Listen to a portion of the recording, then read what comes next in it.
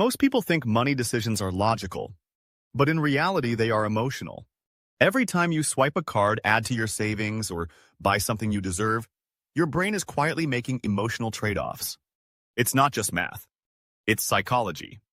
The psychology of saving versus spending explains why some people save effortlessly, while others spend impulsively, even when they know they shouldn't. So let's dive deep into how your brain actually thinks about money and how understanding this can completely change your financial future. Let's start with a simple truth. Saving money feels boring. Spending money feels rewarding. Your brain releases dopamine, the pleasure chemical, every time you make a purchase. That tiny rush of excitement when you buy something new? That is dopamine at work. But when you save money, there is no instant reward. No rush. No excitement. Just a number going up in your bank account. That's why saving feels like discipline and spending feels like fun. The challenge is both behaviors are driven by the same brain system, but only one gives you a quick hit of happiness. So, unless you understand that psychology, you will always be tempted to spend. But here's where it gets interesting. Saving can feel good when your brain associates it with progress, security, and power. The key is changing what your brain connects money with. If saving feels like missing out, you will avoid it. If saving feels like winning, you will do it naturally. Rich people understand this deeply. They've trained their brains to feel good about growth, not consumption. They celebrate watching their net worth rise the same way others celebrate shopping sprees. It's not because they're born disciplined, it's because they've rewired their reward system. Now let's talk about one of the biggest psychological traps, instant gratification. Humans are wired for now, not later. Thousands of years ago, when survival was uncertain, immediate rewards made sense. If you found food, you ate it. If you saw shelter, you took it.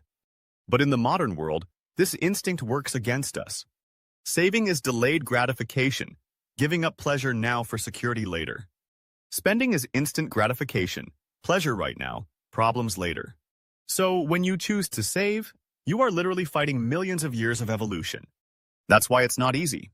But once you understand that, you stop blaming yourself and start building systems that make saving automatic.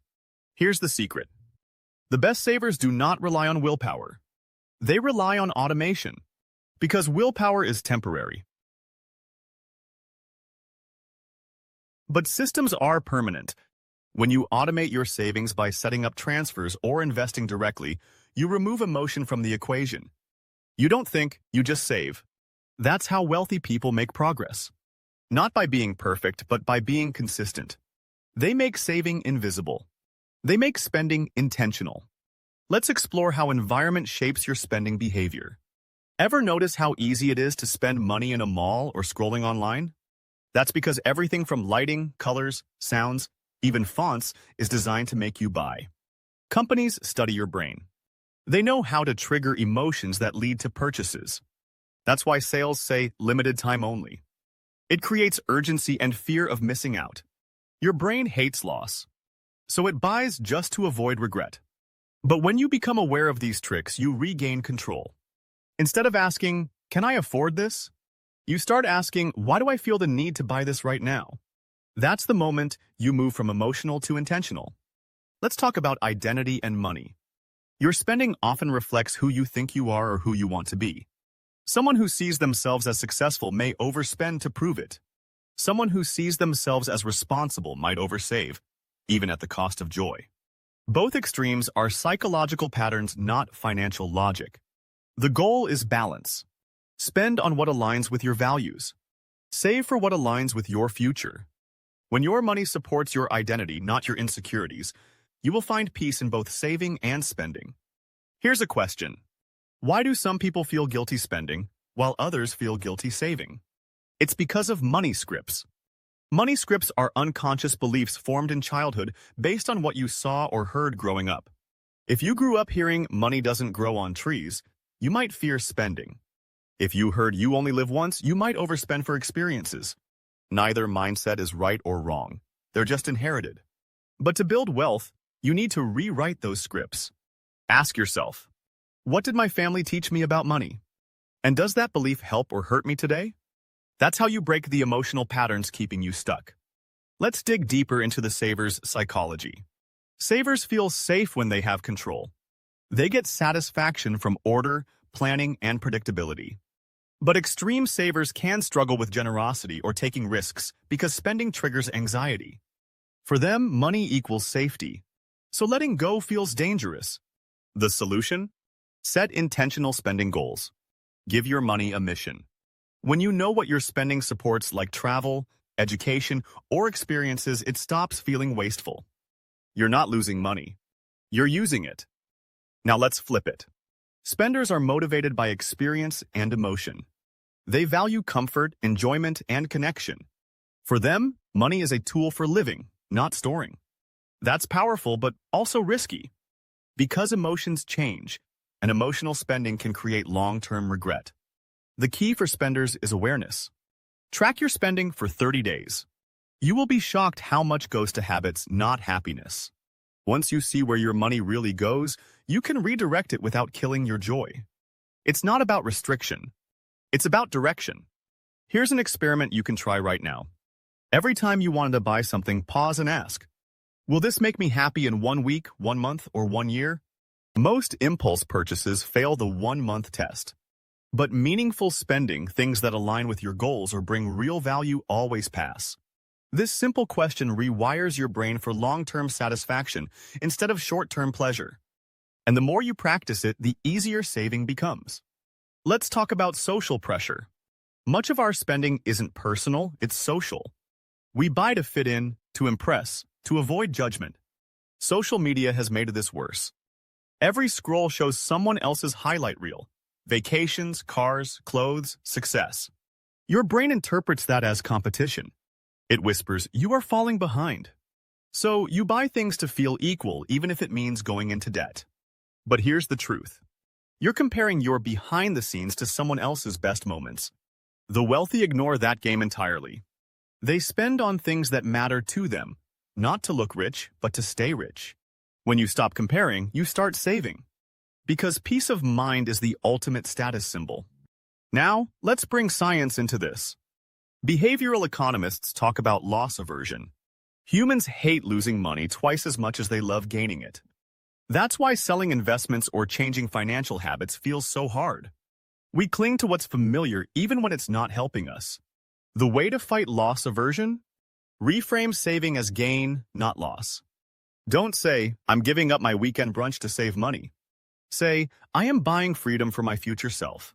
You're not losing pleasure. You're gaining peace. That small language shift makes saving emotionally rewarding.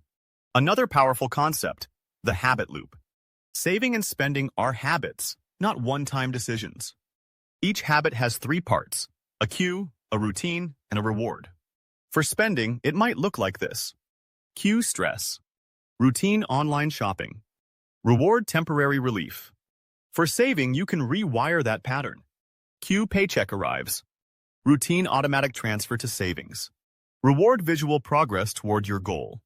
The trick is attaching emotion to the right habit. If saving feels rewarding, you will keep doing it effortlessly. Now, let's explore the emotional side of money goals. When goals are vague, saving feels pointless. But when goals are visual and specific, your brain gets motivated. Instead of saying, I want to save more, say, I'm saving $10,000 for my dream house. Instead of saying, I'll stop wasting money, say, I'll invest $300 a month for my freedom fund. Every time you see progress towards something meaningful, your brain gets a dopamine hit just like shopping gives you. That's how you make saving emotionally satisfying. There's also the concept of mental accounting. People mentally divide money into categories: bills, fun, savings, emergency, even if it is all in one account.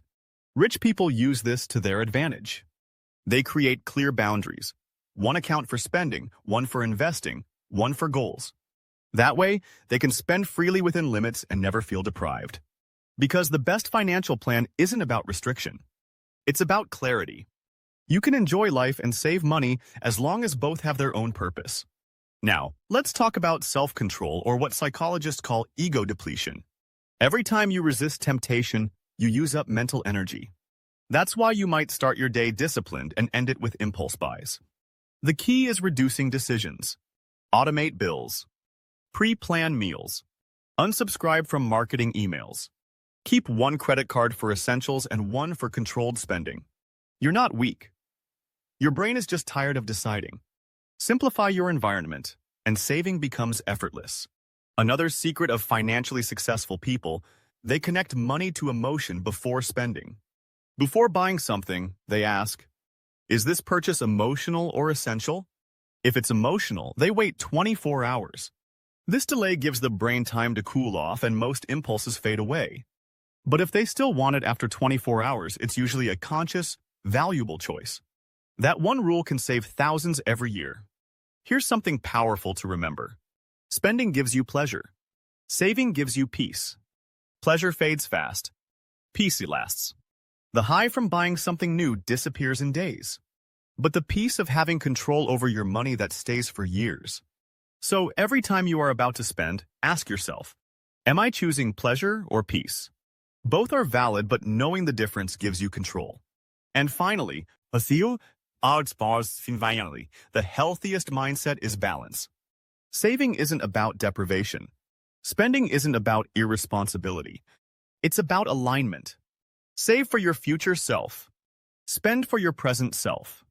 When both are respected, money becomes a source of empowerment, not stress. Because the goal of saving isn't to hoard. It's to create options. And the goal of spending isn't to show off. It's to enjoy the life you're building. At the end of the day, money is just a mirror. It reflects your values, habits, and emotions. When you understand your psychology, your triggers, your fears, your beliefs, you stop letting money control you.